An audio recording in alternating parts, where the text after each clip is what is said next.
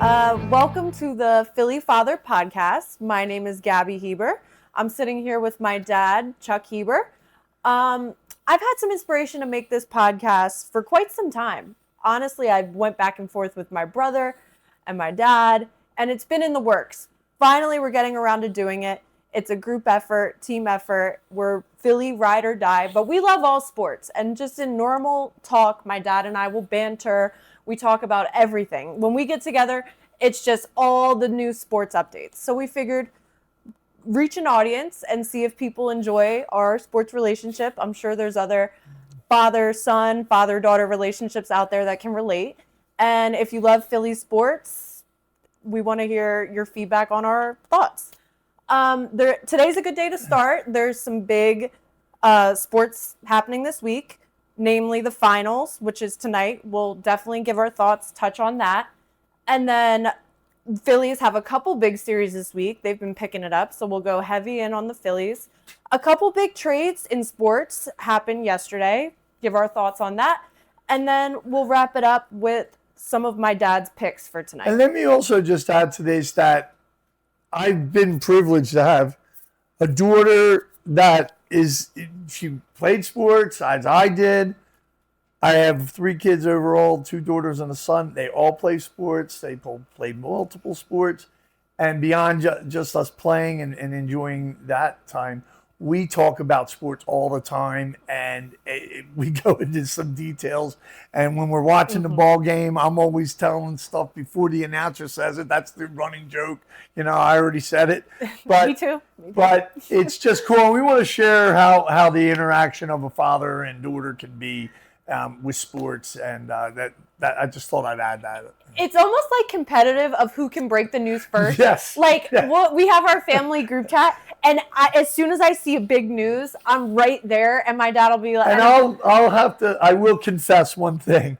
Once in a while, she'll send me the text of something happened, a bomb or a boom bomb, or a schwer bomb. Or a big train. And I'm like, I yell at my wife because she has me on...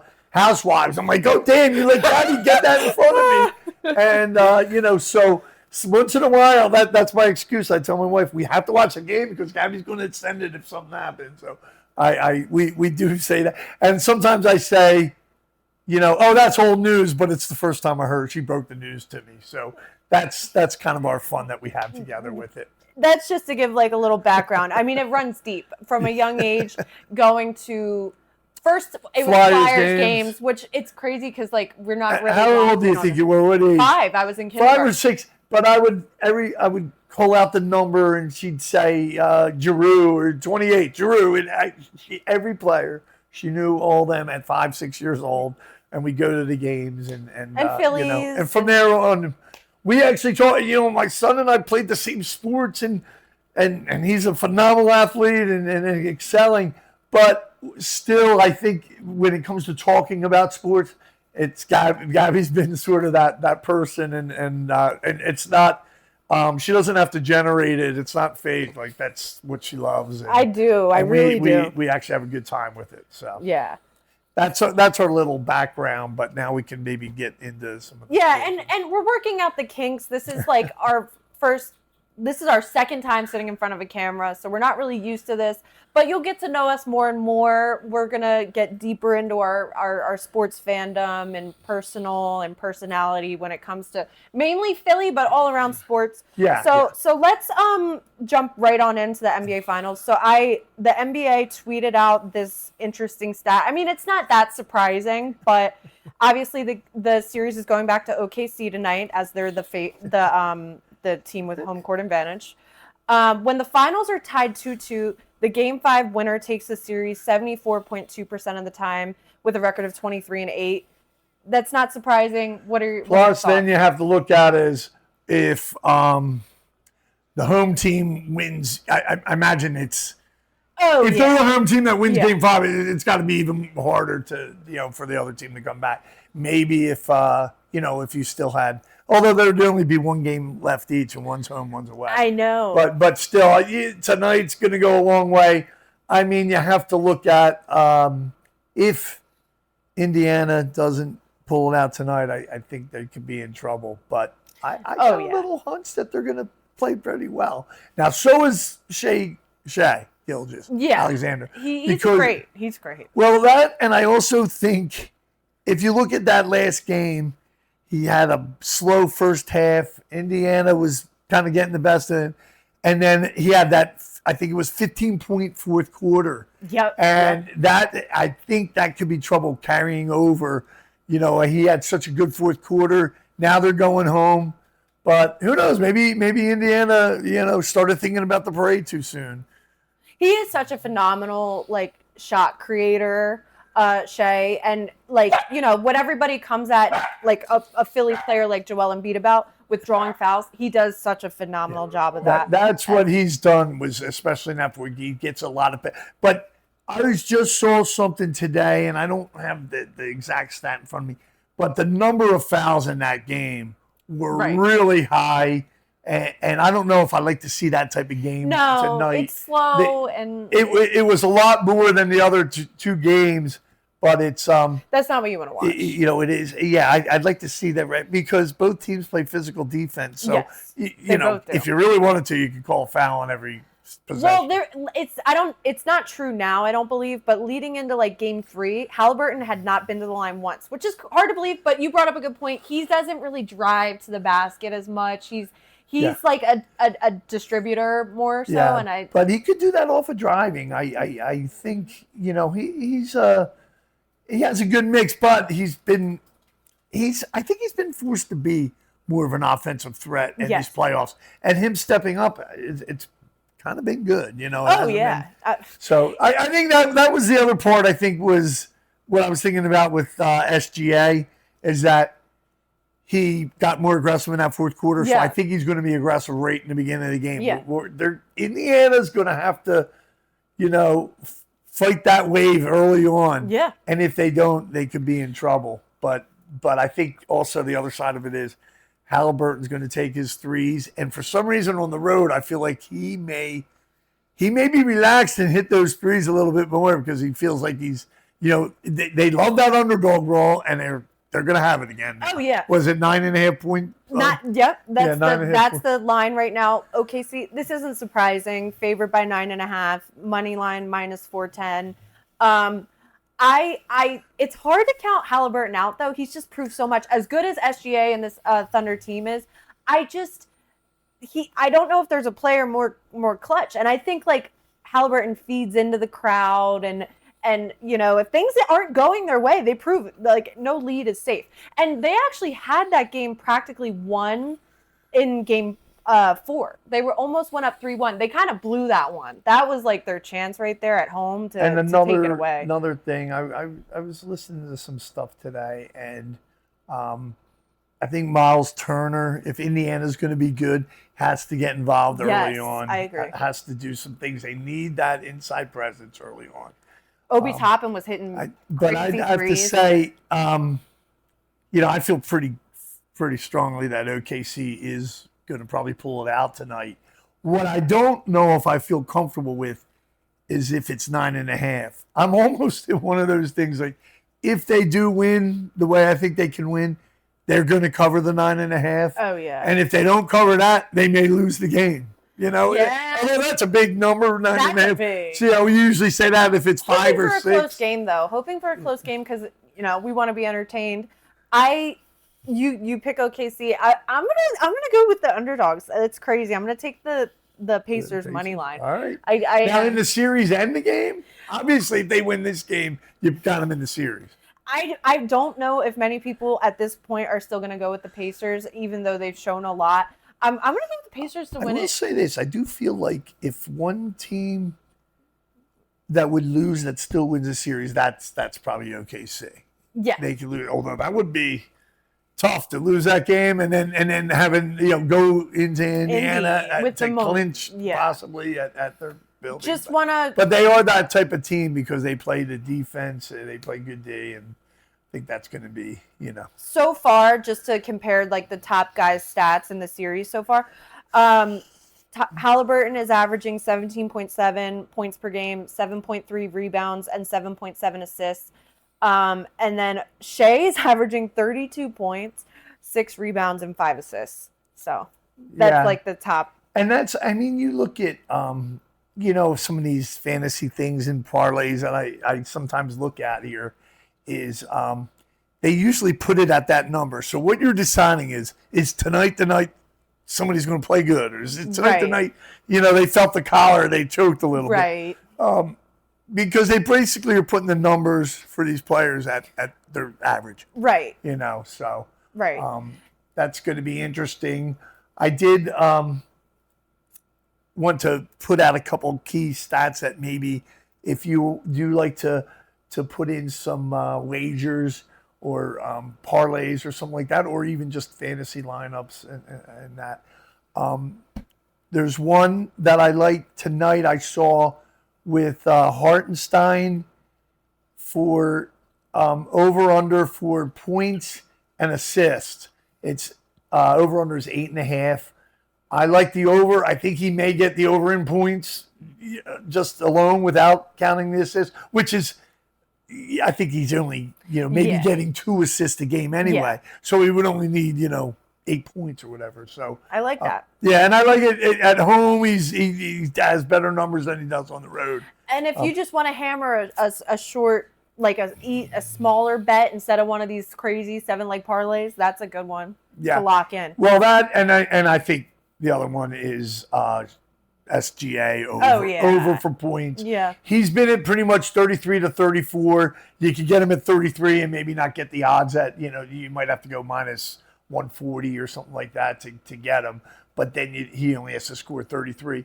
And I think he's scored he's been over 34 in 4 of the 6 games in the finals. And one of those games that he did, he had 33 points. So I love him with the. He's also has better numbers at home, so I feel like that's a good play on this game also. And then if you like those two things, maybe you are leaning towards OKC. Oh yeah. And then the other side you're looking at, Siakam. Yeah, he's been great. Siakam's going to have to be good. I don't know if that means he's going to be. Probably show his stats. But I think he's going to go. His points are probably around 20.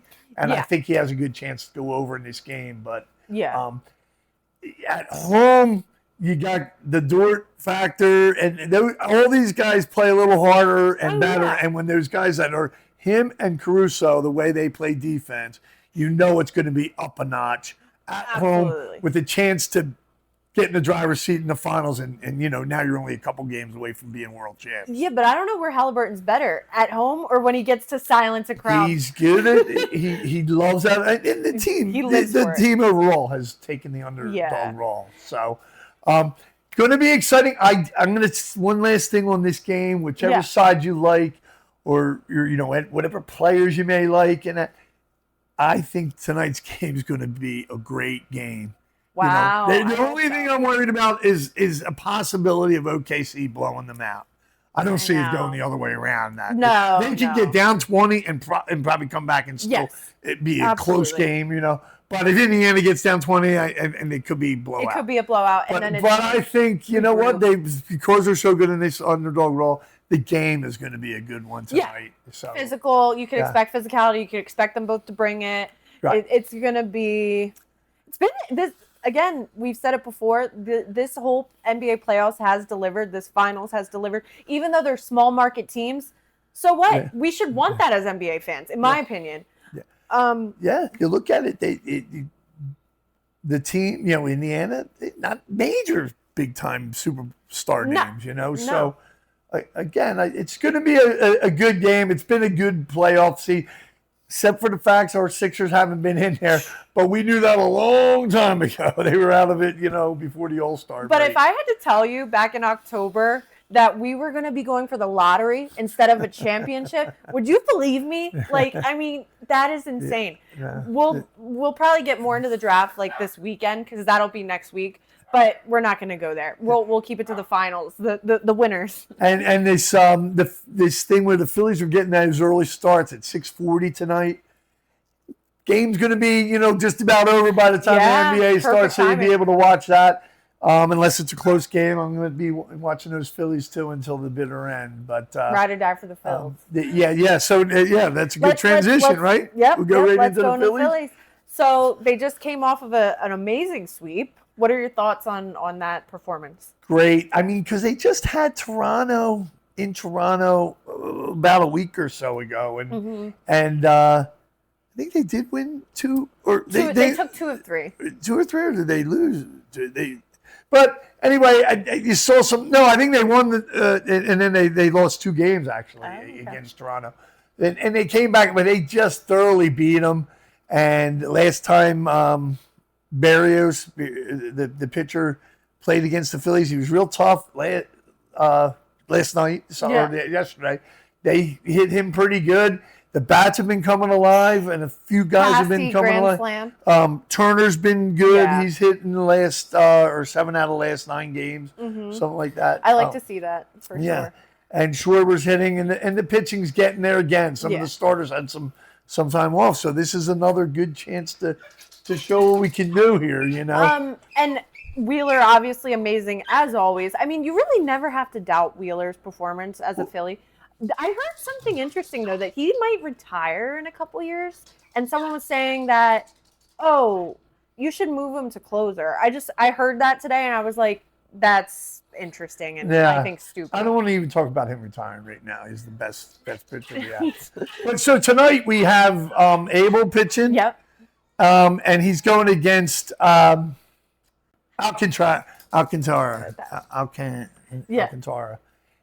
He was actually 2 years ago. He was kind of one of the top pitchers in the league. Oh yeah. And he had the injury. He's come back. He's actually pitched well in his last 2 games. I saw, but against some bad teams. I think it was Colorado and one of the other lower teams. And but he still has an over 7 ERA. And I think tonight the Phillies can get to him a little bit. Except for the fact that he's been good the last 2 games. I like the matchup. Did you have the Phillies starting lineup for tonight? Let's look at the lineups. I have it. Why don't you pull that up in the meantime while he's looking into that? A look at the league standings. The Phillies, with this series sweep against Toronto, are now 2.5 games back of the Mets. And the Mets are a half game back of the team with the best record in baseball, the Tigers. After this series with the Marlins, we have a massive series with the Mets. Obviously, earlier this season, we didn't look good against them. We got swept. But just another note is that no Mets actually just late night in baseball. Okay. There's only a handful of games. Mets aren't playing, so here's where we get that half game back. Yeah. We could be 2 out after tonight, just getting our win.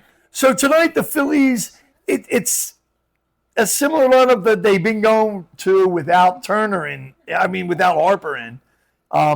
And what they're going to do is which they've been doing, and I kind of like Turner in the leadoff, Schwarber in the 2-hole.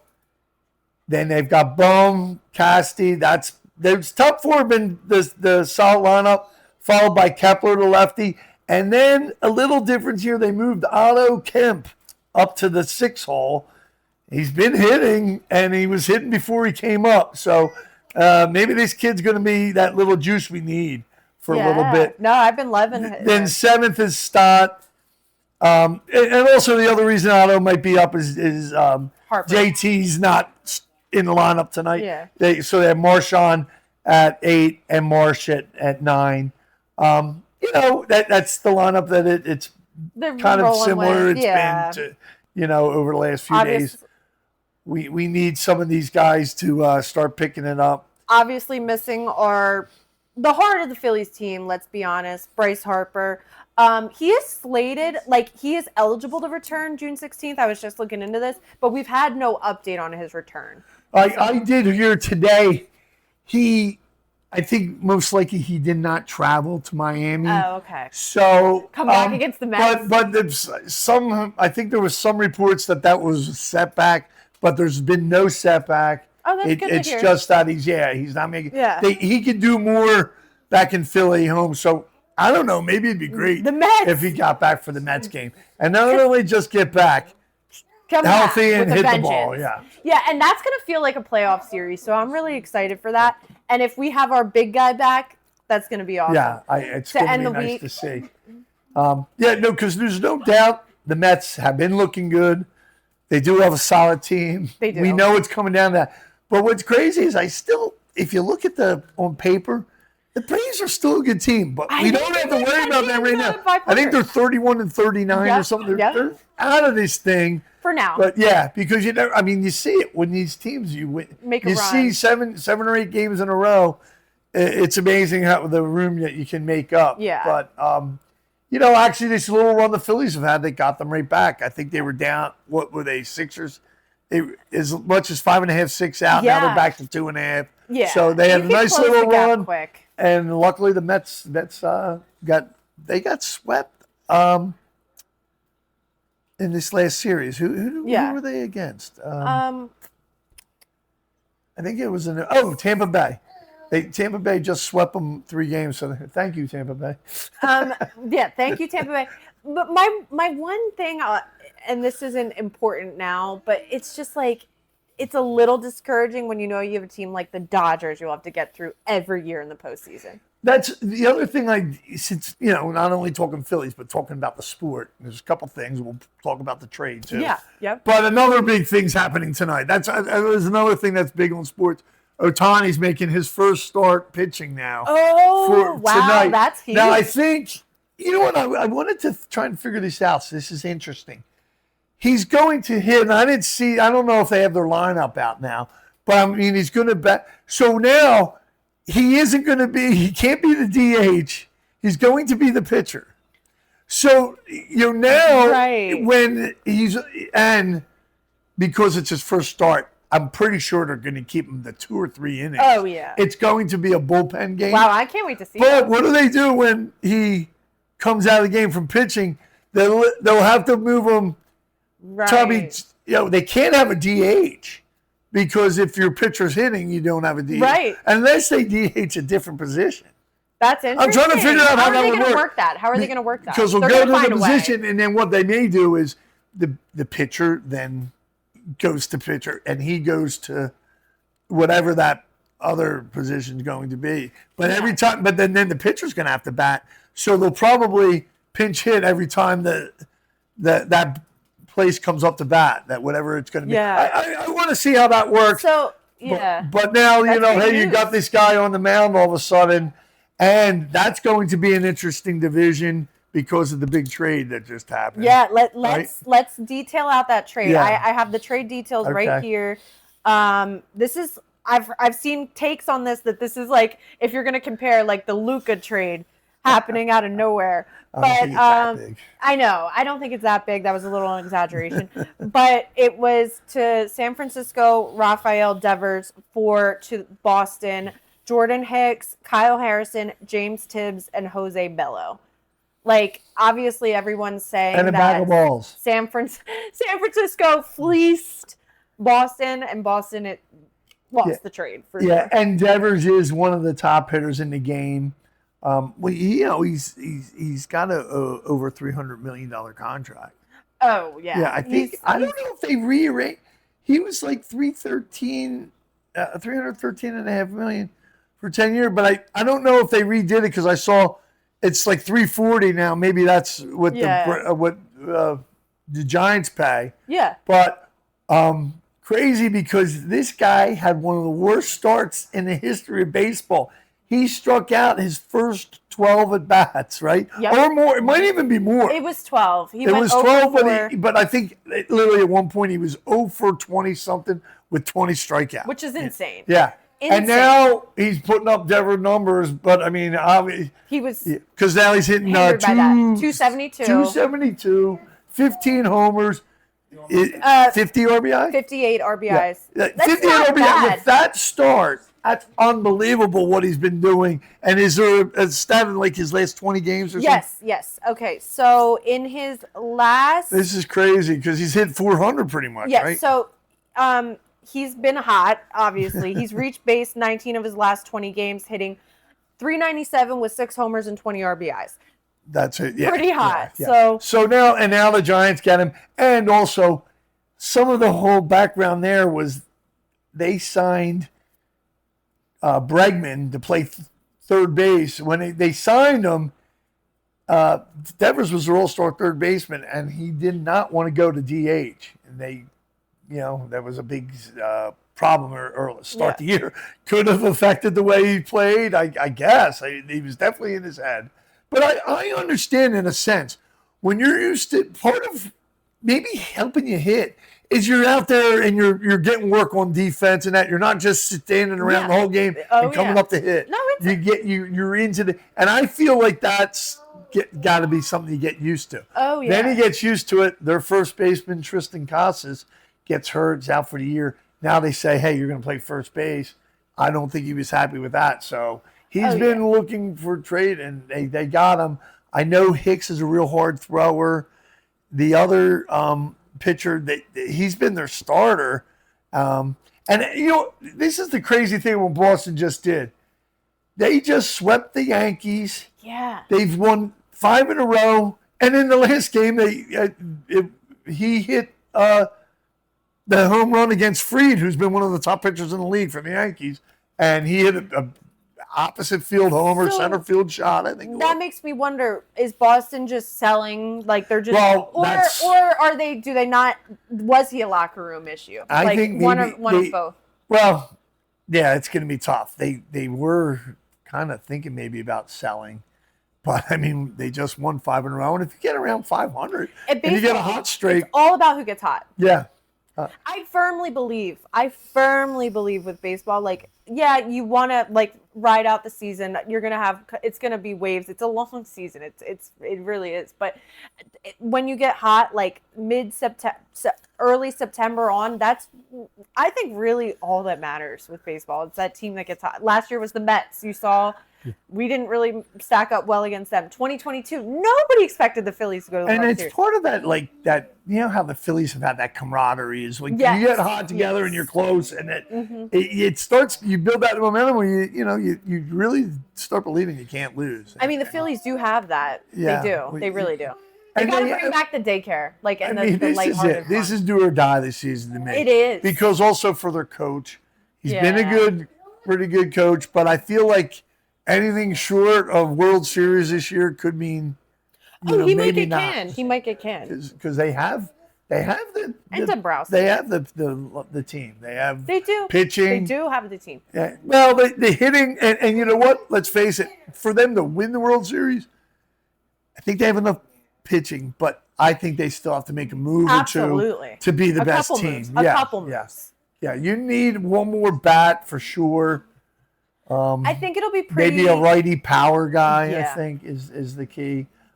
Kepler, he's been okay. He's been okay. He's got to be way better. But we do have I feel like I like our lineup against right-handed pitching, obviously because you've got Harper and Schwarber as 2 power-hitting lefties, but then you still have Stott, Kepler, Marsh, some other left-handed sticks that are good, and I like that. And then that righty on righty's not as bad, but when you have that lefty on lefty matchup, that starts to be tough. And because some of our best hitters are lefty, and you think about it now, when these guys go out, I look at stuff and I'm like, oh, this starting pitcher, I love these guys. But sometimes you only get maybe 2 cracks at them. Oh yeah. So if those guys that might be their 2 cracks against right-handed pitching, because they're facing lefties every time they come up. Late in the game, they bring in the left-handed specialist, So when they start against a lefty, that means they're going to have all their at-bats against left-handed pitching. And it's just a harder thing to do. And the trade deadline's going to say a lot for our little areas that we need to clean up, but the big guys got to do it in the postseason. All the big the Harper, the Schwarber, the Turner, Castellanos. Like the guys that we've had on our team for the last few years that we've rode out the vibe. So I think that's good on the Phillies. They're going to have a big week. And a lot of things will change. Like, you can't even really start thinking about any type of matchups or anything. We still have, I think we're still at least around 10 games or more till you hit the halfway point of the season. Yeah. I was just looking at some numbers when I was looking at the card tonight, and I forget it. There's somebody it might be Ohtani. Somebody has like 73 RBI now. Wow. I wouldn't be surprised. Or maybe it is Judge. I don't know. 73 RBI this point of the year. It's like an RBI a game, you know. So there's some crazy numbers going on, but Ohtani's going to be cool to watch tonight. That will be awesome. I kind of feel like I'm looking for Ohtani to hit a home run tonight because he's like that. He's that type of guy now. That, you know, his opening night, his first time pitching, you know, with the Dodgers. And, you know, he's not going to slack at the plate either, you know. So he's a beast. He's kind of that guy. He's a freak. Well, that and he doesn't come up small in the moment. You know? No, and he proved that last year. There was another big trade yesterday, and there's going to be a big summer of trades with the NBA. Yeah, just because we're on the topic of trades, and it's going to be a long summer. I mean, the finals aren't even over. But this was a pretty big one. Memphis Grizzlies sent Desmond Bane to Orlando, who is building around Paolo, and they have a solid team. They had a solid team already. And to the Magic for Kentavious Caldwell-Pope, Cole Anthony, and 4 unprotected first-round picks. That part of the trade is crazy. How many were they in different years, or is there like 2 this year and then 1-1? What, as far as the picks go? Yeah, those first-round picks, how they have 4. I don't know the details of that, but 4 first-round picks. You just think back to the Knicks last year. I've always kind of liked Orlando. I thought they were that team this year. I like them. What worries me is them, Detroit. Yeah. They're young. They've had good seasons, and then Detroit even, you know, got real good at the end of the year. But I like Orlando. I think Desmond Bane is going to be good for him. He's a dog. Another guy that's going to hit threes, and he's going to D up. Mm-hmm. So, you know, you look at Ben Caro. Yeah. Is an absolute stud for them. He's going to be good.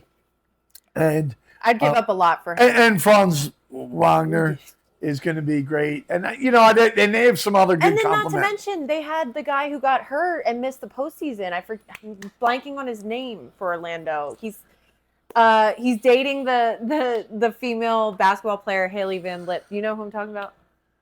I forget their other. He's good as well, but he missed the whole postseason. He had but then you have to look at Memphis. Like what now they have Ja, and then JJJ. Jaren Jackson Jr. Jaren Jackson, yeah. And you know, are they going to release them or get rid of them? No, I think Memphis is. No, I mean they could go in total rebuild mode. And if I'm rebuilding and I'm them, I'd keep Jackson, and I'd move on from Ja. He's been because he's such a problem. Suspensions, suspensions and injuries, and just. But it's a little bit behavioral type of stuff that you know you don't need that distraction when you're paying that. Jalen Suggs was the player I was. Oh, Suggs, yeah. But totally agree with that. Ja was supposed to be one of the best players in the league, the face of the league a few years ago. That really took a turn. Yeah. And yeah, if I had to pick someone to build around too, I think I would go with Jaren. He's a beast. I mean, he's a big guy, a shot blocker. You know, that guy down low. Morant's a scorer, but that's about it. And he's pretty frail. I don't know. You're not big on him. I've never really been that big. I kind of agree. But you know, he's not my type of player. No. That's pretty much that on that. I mean, there's not much. I don't know as much about that kind of thing. I do know. I think Desmond Bane's a pretty good player, but then again, you are right. That's 4 first rounders. Well, this is what I compare it to. Just last year, the Nets got 5 first-round picks for Mikal Bridges to the Knicks, and it's like, who is he? That so? Yeah, 5. So he really set the tone for the market because now moving forward, it's like Mikal Bridges is worth 5 first-round picks. What's Giannis worth? Yeah. You know what I mean? So we're going to see a ton, I think, of splash moves this offseason. Crazy money. It's just the start. Oh, crazy money. Money and, like, just the value. They said these depth guys are making really good money now, especially if you're a contributor off the bench. If you can shoot. Yeah. Really shoot. That's big. Yeah. By the way, talking about this, I know, and let me tell you, don't get mad at me, but I think I'd rather watch paint dry than the WNBA. I don't know. I've just never been that big on it. I like going to watch women's sports maybe and be entertained in it. But to have it on ESPN, and it's a little too much. But I did the one thing that was interesting. Caitlin Clark just came back. She scored had 32, 8 or 9 rebounds, 8 assists, or vice versa. I forget. 7 threes. I mean, she just came out lighting it up, and it kind of was amazing that she's now in her second year. She's worth watching. Yeah, no doubt. And now it's her second year, and you know what? Credit to her because they played that, tried to rough her up, welcome to the league type of thing. And she doesn't back down. She didn't back down, but she also took it when they were. It seemed to be like a strategy to get physical with her, and then also carry it on to after the game with the comments and everything. And she took it all. She never once complained about it. And now she's in that second year. She's starting to light it up again. So just thought that was interesting because that's going on now. And I was just happened to see the highlights from that game. And by the way, they were not threes that were right behind the line. She was taking some Haliburton threes, and they were Curry threes. Just coming. Yeah, she was hitting it from wherever she caught the ball. I mean, I guess she's a beast. She could hang. She could be just a 3-point that, and they were also showing like your crazy assist. Oh, like sending it between two people, bounce pass for a layup. So real impressive. One more interesting topic on big sports news, which is also someone could say that they have more fun watching paint dry, is with golf. But the U.S. that's Open, racing. The U.S. Open had an awesome ending. Yeah, you watch that? Yeah, 64. I thought it was entertaining, and then not because of them lighting up, but I bet most of the people out there, if you're like watching golf, it's really fun to watch them struggle and have the elements were getting to them. Yeah. The course was played difficult. Some of the toughest rough I've ever seen. Yeah. But it was so great because it was a matter of who could hold on. Everybody was, and to watch them, hit a ball that goes 2 foot.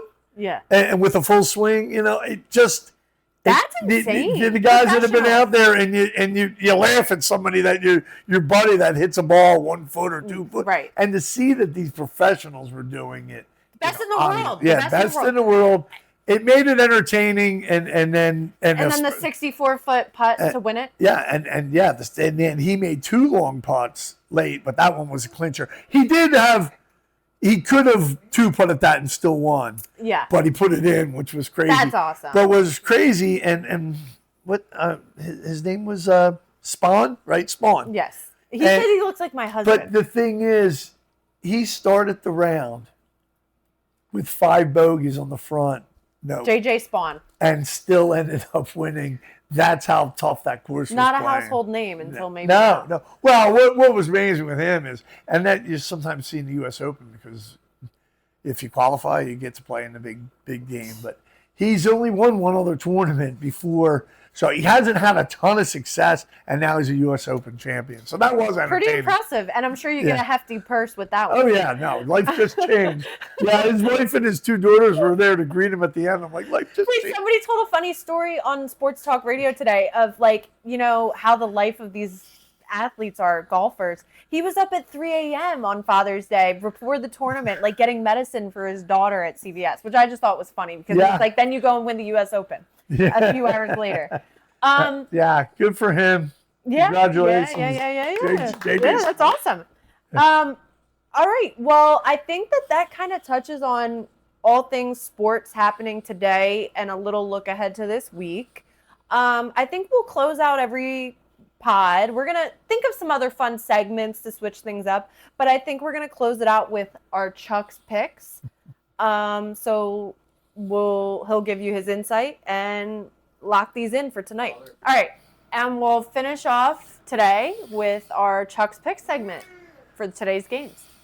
Okay, so just to make it a little easier and not I like doing fantasy lineups. And with baseball, you'd have 9 positions and that. I don't want to go through all that. So what I like to do, and I have just recently hit last Wednesday, I did a 3 home run. I picked my top 3 home run guys for the night, and I ended up last Wednesday putting in a 6, and we'll show you the proof of that win. I think I put a $6 bet in and won $1,000, and all 3 home runs hit. And I got to tell you a little story on it. The last guy up was 0 for 4. Trying to remember who it was. Yeah. 0 for 4, and he was up for a 5th time. His last at bat, he hit the home run, and I was kind of through. It was for Texas. His name was Wyatt Langford, and they were winning. I had 12 runs. It was like 12-3 or 12-4, and the next thing I know, I saw that they had 16 runs, and luckily one of them was his home run, and that was a payoff there. So what I have tonight, and it's a short night, and I'll just tell you a little bit on my theory. I do like tending to look, number one, at weather, to tell you the truth. Weather in warm ballparks with maybe some wind going out. And tonight, Tampa Bay is that place. It's a minor league ball field, and there's been a lot of home runs there. There's a pretty good matchup tonight. So what I did pick 2 of my 3 guys are from that game. It's Gunnar Henderson for the Baltimore Orioles, facing right-handed pitching. He's got off to a slow start, been hitting recently, been hitting some home runs recently. I like the matchup. I think he gets one tonight. On the other side, I really like, again, because it's the right-hander's pitching for Baltimore, Eflin. And I like, former Philly. Yeah. And I like the Brandon Lowe's a left-handed hitter there that I tend to like. But they have another guy. He's a younger hitter right now. He's got 17 homers. Junior Caminero, I think he's right now the hot player. And again, he's got a ton of power in a ballpark that gives up home runs. So 2 legs of this is Gunnar Henderson, Junior Caminero. And my last one, and this is another ballpark that's been just giving up home runs. I believe that's also a minor league ballpark, is in Oakland. And Brent Rooker's getting hot. This is a guy that was an all-star the last few years. He's killed some Phillies back in the day. He had some games. But, again, it's a right-handed pitcher. They have a couple lefties I like, but because Rooker's hot, his odds are only plus 320 to hit a home run. All these guys are a little lower than some of the odds. In other words, they have a more likely to hit a homer. But if you put those 3 together, it's Gunnar Henderson, Junior Caminero, Brent Rooker. $6 will pay you $421.84. And then going to the NBA, this is for a fantasy lineup, and I, as far as this is concerned, the last series, the same thing, a single game lineup for fantasy lineup. You put in an MVP and 5 other additional players. The MVP gets 1.5 times the amount of fantasy points than the other players. But he also costs 1.5 times. So in this case, SGA is the most expensive. I actually didn't put him in as my MVP. What I did tonight was I played Pascal Siakam as my MVP. And that allowed me then to put in the 3 top players for OKC, SGA, Jalen Williams, and Trey Homer. Sorry to interrupt. There's a just breaking news. Oh, Trey Homer.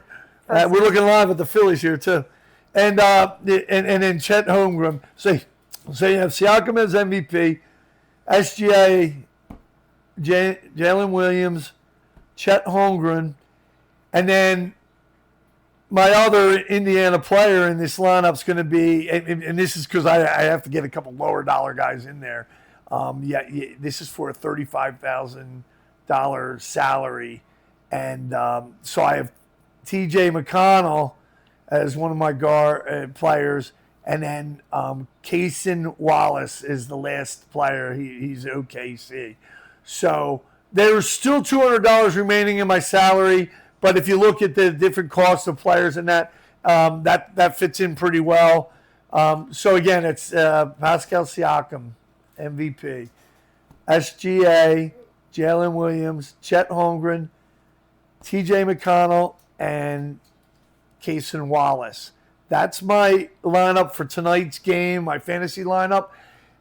In the last series, I hit on that. Did I talk about this yet? No, you didn't talk about the Minnesota hit. Yeah, that was on the earlier thing. Yeah, last week I hit on this, and the contest, I do the $4 entry fee. They have a $15 one, and that's a total of $100,000 for first place. But my $4 contest entry fee, there's for 14,000 people. First place is 10,000. I came in first place last week, but because you have a smaller amount of players and it's a single game, most of the time it's 2 or more games, and of course there's more players available.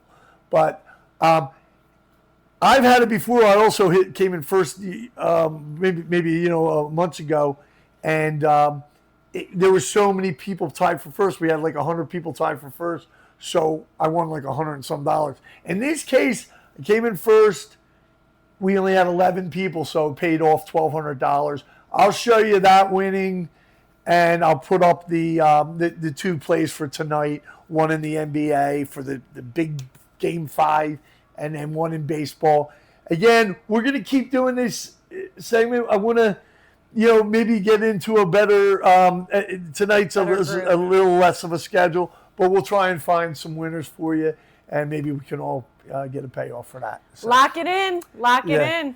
Yeah, we'll see. But, hey, good luck to everybody tonight. And with that, we're going to close out our second episode.